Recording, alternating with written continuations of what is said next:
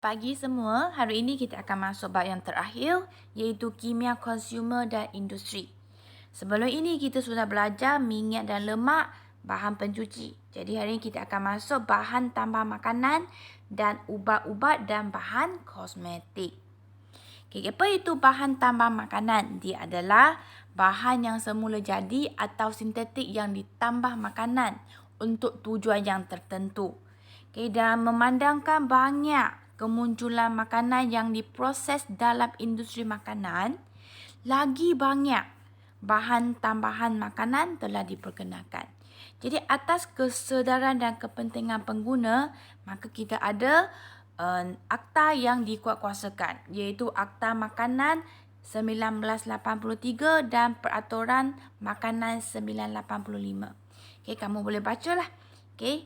Untuk memastikan makanan yang dijual kepada orang ramai selamat, okay, perlu ada label, standard makanan kandungan, jaminan, penandaan tarikh, zat dan aspek pembungkusan dipentingkan. Okay, jadi kita terdapat 7 jenis bahan tambah makanan. Kita akan tengok satu persatu. Yang pertamanya pengawet. Kita sudah biasalah dengan pengawet adalah untuk melambatkan pertumbuhan bakteria dan kulat supaya makanan boleh tahan lama. Jadi yang secara semula jadi kita ada apa? Garam, gula, cuka. Okey, yang sintetik kita ada asid benzoik, natrium benzoat, sulfur dioksida dalam pembungkusan buah-buah kering. Yang kedua, pengantioksida. Kita tahu makanan macam apple dia akan mengalami ketengikan, dia senang dioksidakan. Jadi kita perlu sesuatu bahan untuk melambatkan proses ini berlaku, maka wujudlah pengantioksida. Jadi dia boleh mencegah ketengikan makanan yang berminyak atau berlemak. Okay, apa itu ketengikan? Iaitu acidification, iaitu hydrolysis atau auto-oxidation of fat, yang menjadikan makanan kita tak enak dan kurang rasa. Jadi contoh yang ada adalah asid ascorbic, iaitu kita biasa namakan dia vitamin C dalam gula-gula, asid citrik dan tocopherol. Biasanya vitamin atau asid. Ini tocopherol dalam margarin. Jadi dia boleh mencegahkan pengoksidaan lemak. Yang seterusnya perisa. Perisa dia boleh menggantikan rasa asli yang hilang. Jadi dia boleh menambahkan rasa dan dia boleh menggantikan perisa yang mahal atau yang didapati secara bermusim sahaja. Contohnya MSG dalam mi segera, aspartam, gula sintetik, sorbitol, stevia, yang makin terkenal baru-baru ini, ester seperti propyl ethanoate, ethyl butanoate yang mewakili perisa-perisa yang tertentu. Kita tengok ini MSG. Biasanya kita selalu cakap MSG tak baik kan? Sebenarnya adalah mit sahaja.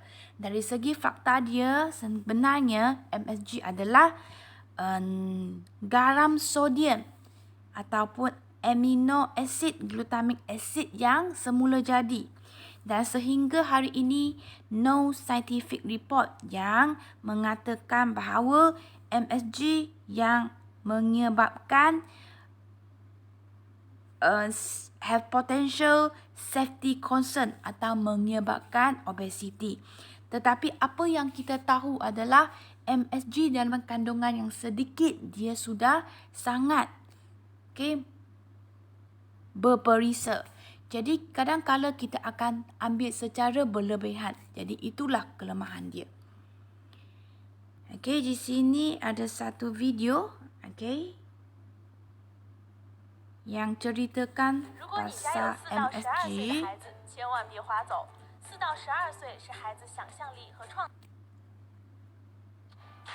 Okey. You may have seen this panda Dia boleh shaped bottle dapat at home. sebenarnya MSG Do adalah you know semula what it jadi. is?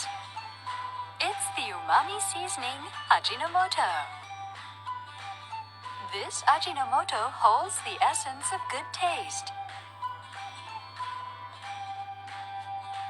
How is Ajinomoto made? Let's all watch how.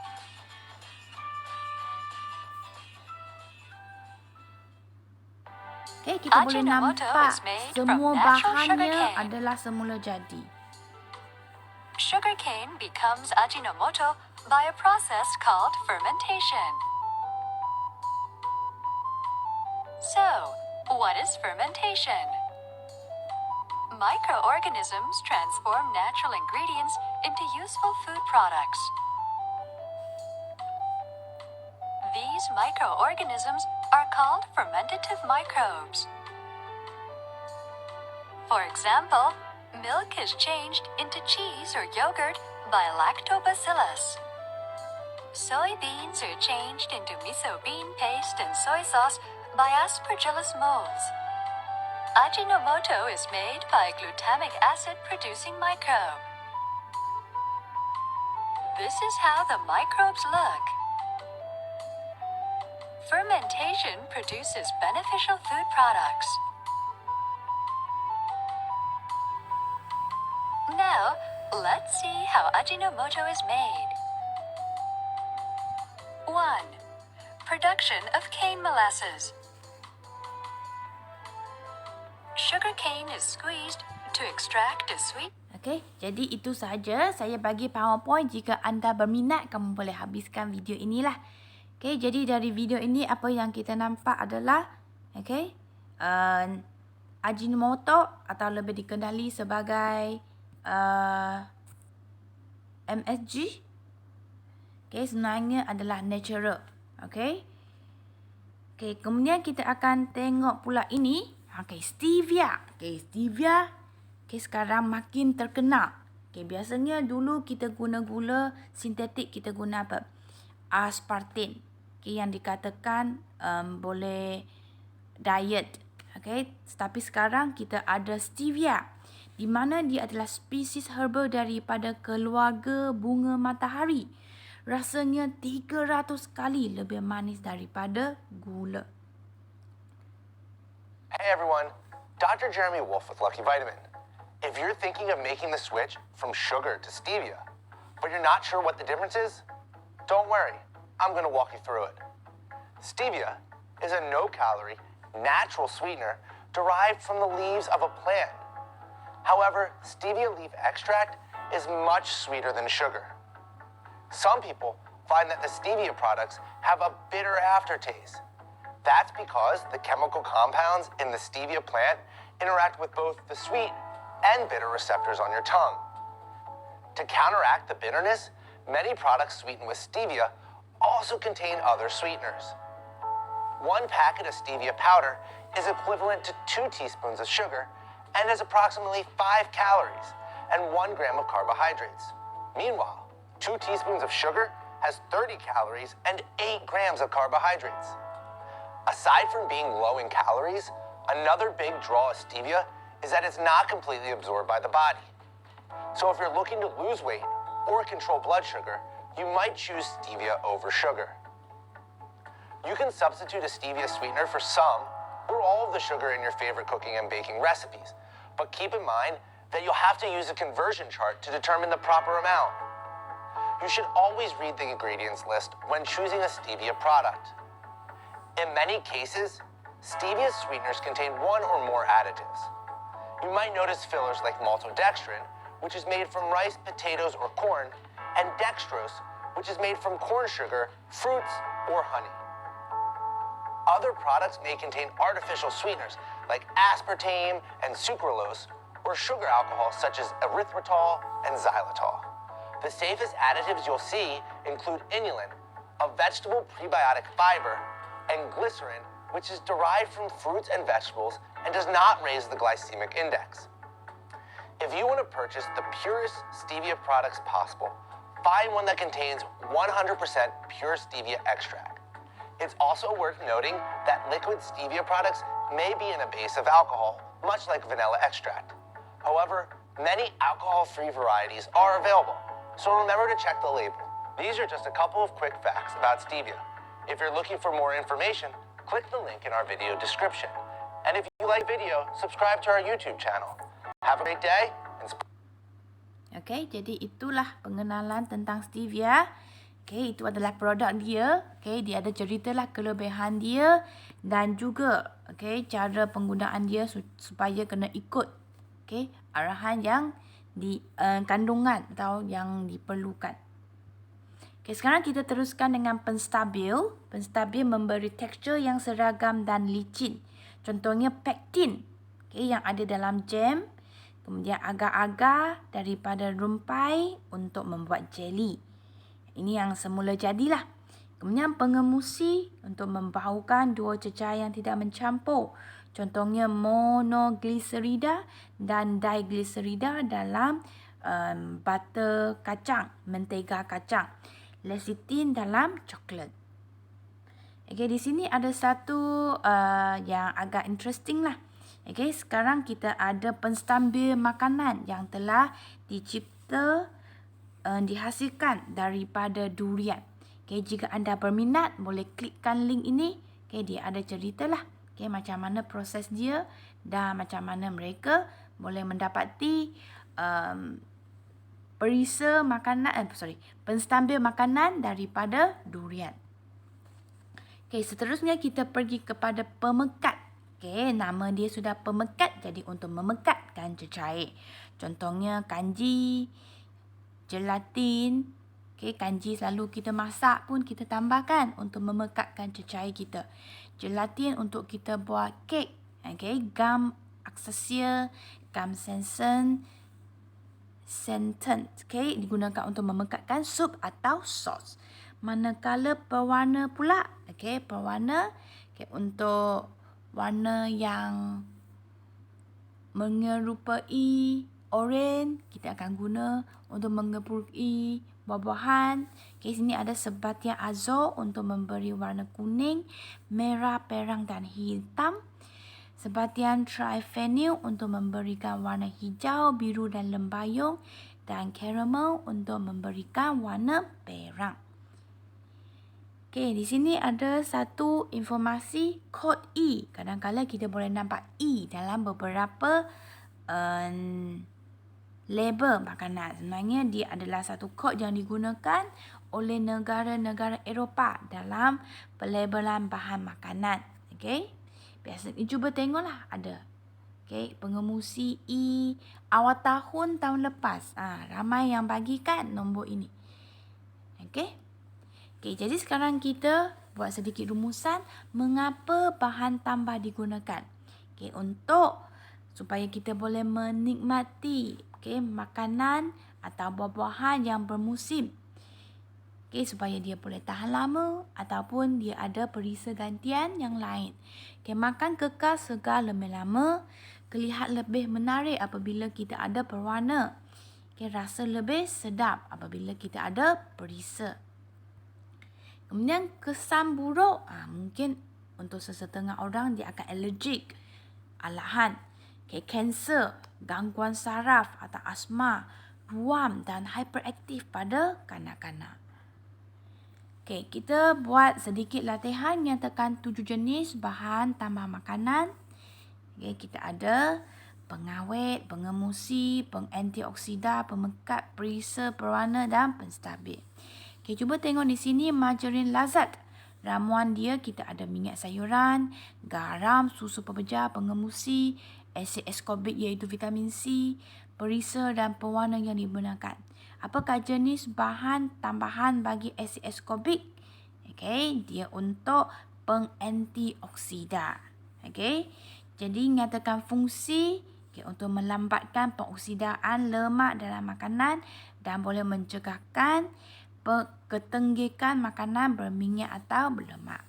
Kena pasti 2 lagi bahan makanan. Okay, ada lagi pengemusi, ada lagi perisa, pewarna. Jadi pilih mana-mana 2 sahaja.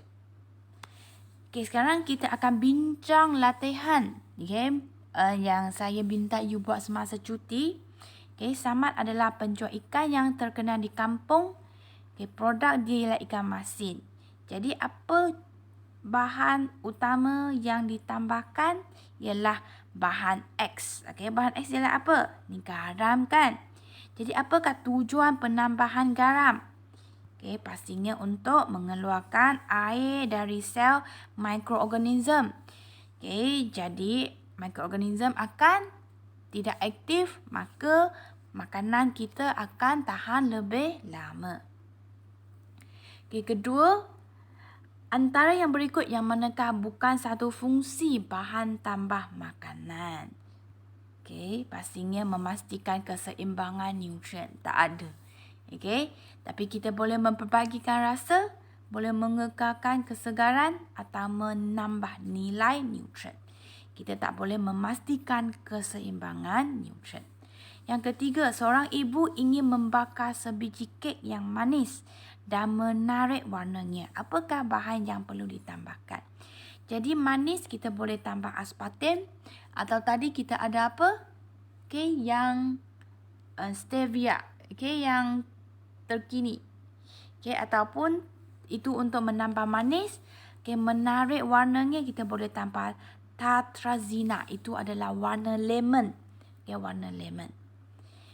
Okay, keempat, dialog perbincangan antara pekerja dengan pengeluar. Okay, mereka nak menghasilkan secara besar-besaran dan tidak mudah teroksida dan tahan lama.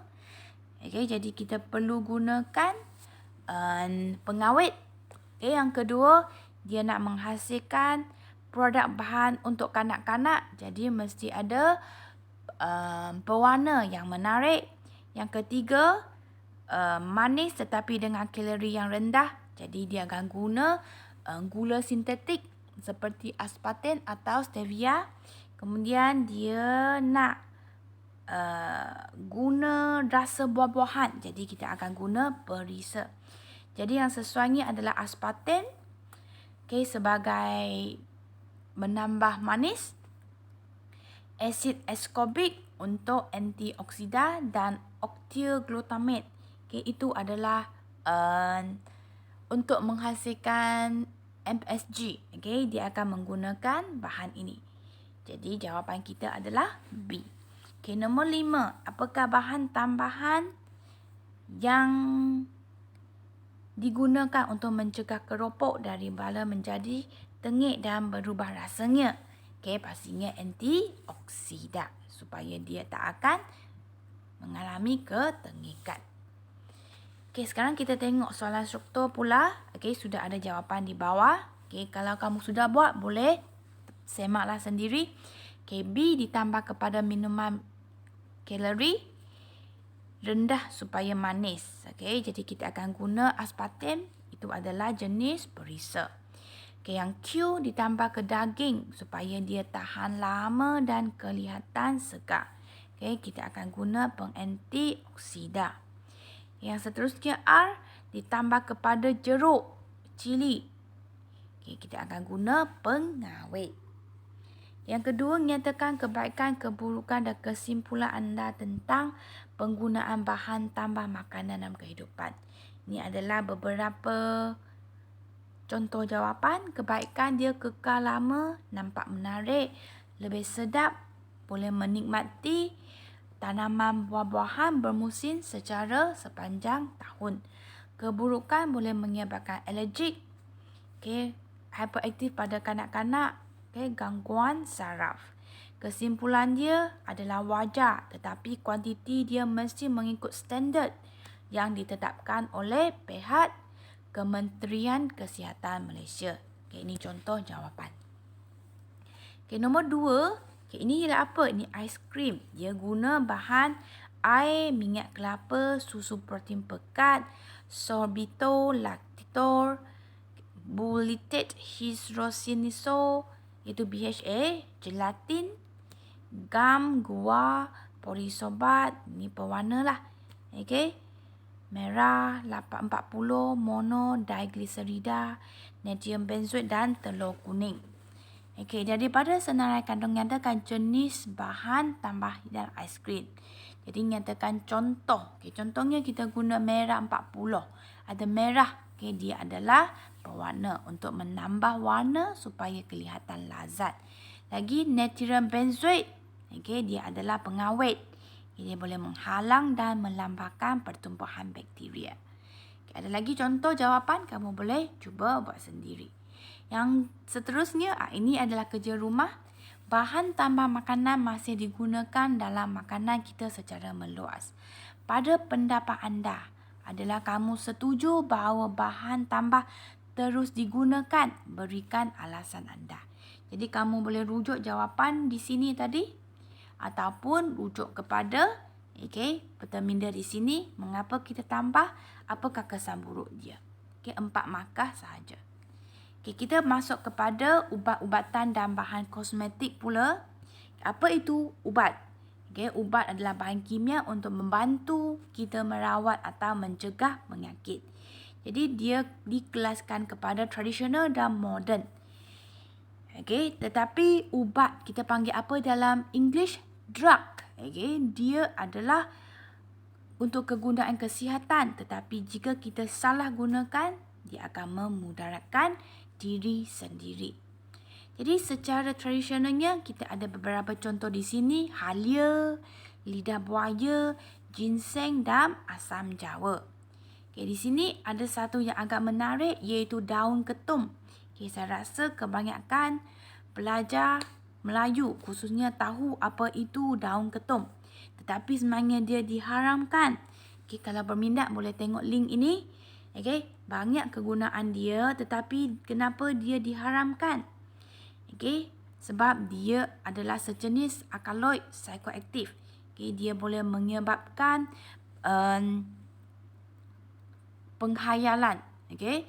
Jadi segala aktiviti pengimportan, pengeksportan, penghilangan penjualan adalah salah di sisi undang-undang dan boleh dihukum.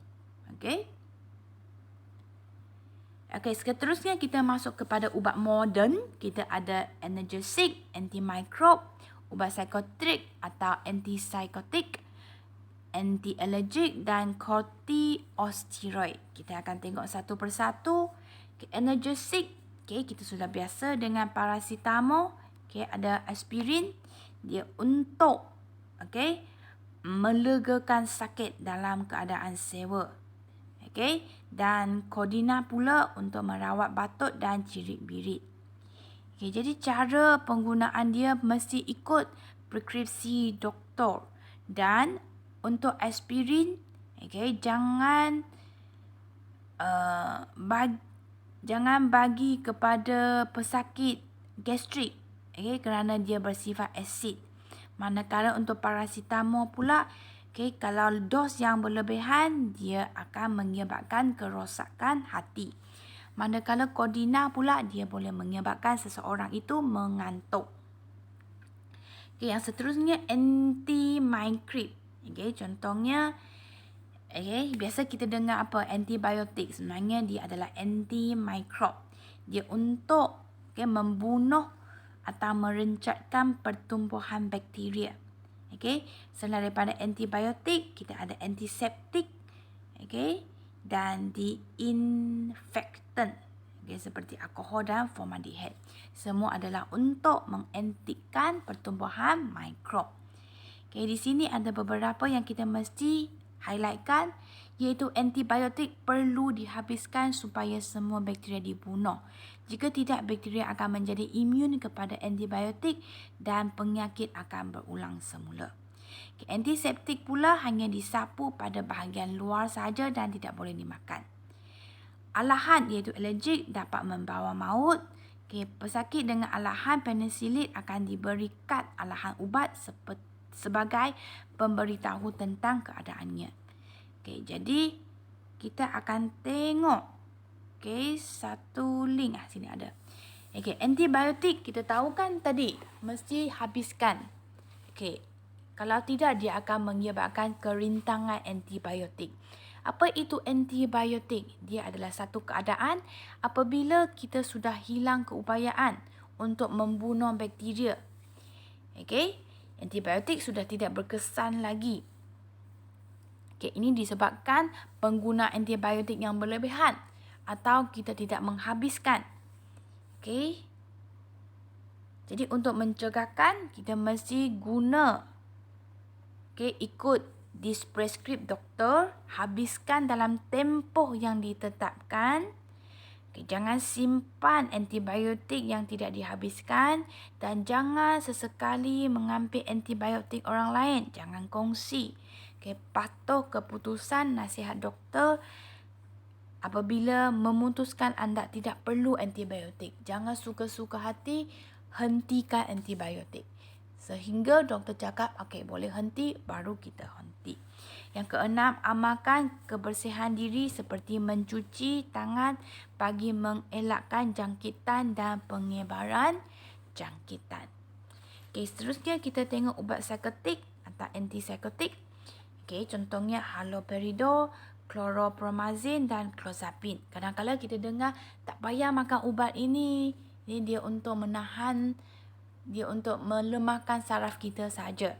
Okay, kita tengok sebenarnya dia memberi kesan kepada sistem perhubungan khas yang membenarkan komunikasi antara sel-sel otak. So, otak kita boleh berfungsi secara normal. Jadi, dia perlu juga diambil atas preskripsi doktor.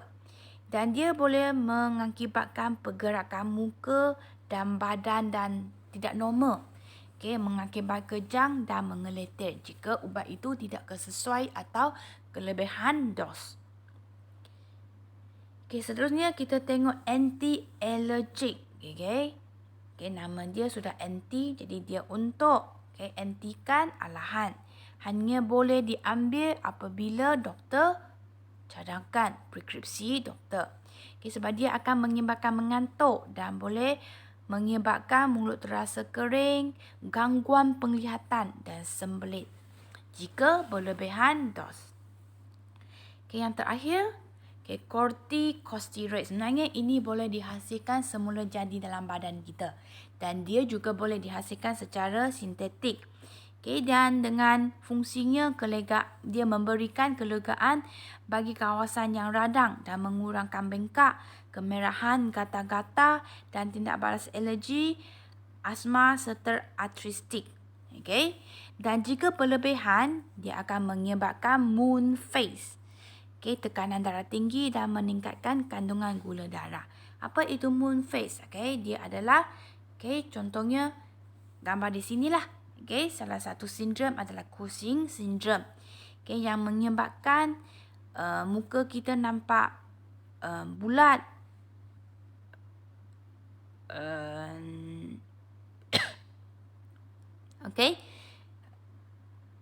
Body makes too much of hormone cortisol over the long period. Dia akan menyebabkan kita ada nampak bulat lah dan nampak macam gemuk sikit. Seterusnya kita akan tengok keberkesan dan penyalahgunaan ubat. Ini bolehlah tengok sendiri. Tetapi yang paling pentingnya, untuk ubat moden, dia sudah menjalankan pelbagai ujian klinikal.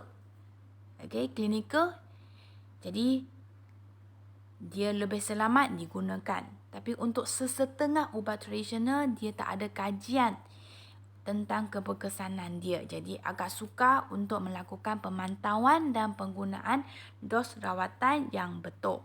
Tapi untuk hari ini makin banyak ubat-ubat tradisional diperkenalkan dan dipopularkan. Contohnya dalam perawatan COVID-19 juga dicadangkan guna beberapa ubat tradisional. Di sini. Bolehlah baca sendiri. Yang terakhir kita tengok kosmetik. Kosmetik ialah bahan atau produk yang digunakan untuk membersih, melindungi dan mencantikkan penampilan seorang. So, asas dia termasuklah pewarna, air, pengemusi, pemekat, pewangi, pelembab dan pengawet.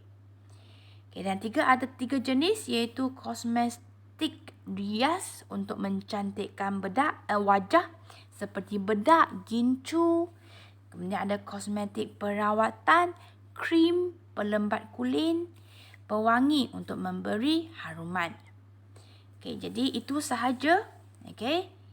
Untuk hari ini, ini ada lagi sedikit kesan sampingan iaitu merkuri, hydroquinone, beta-mesanon, valerate dan tritinoin. Okey, bolehlah baca sendiri. Okey, jadi kerja rumah untuk hari ini, jawab sahaja soalan ini. Bahan tambah makanan masih digunakan dalam makanan kita secara meluas. Adakah anda setuju dia terus digunakan? Okey, jadi bagi alasan anda. Okey, 4 makan di sini. Jadi itu sahaja untuk hari ini. Sekian, terima kasih.